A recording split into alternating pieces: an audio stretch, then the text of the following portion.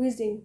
It is a finding over the lung fills which is indicative of obstruction in the respiratory tract.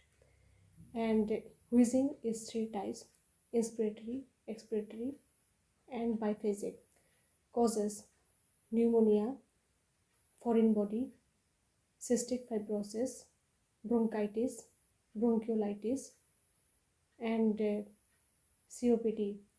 And treatment is bronchodilators and steroids in severe cases. Tachypnea. It is a situation where respiratory rate is more than 20 cycles per minute. It is seen in pleural effusion, pulmonary embolism, COPD, asthma, sepsis, diabetic ketoacidosis.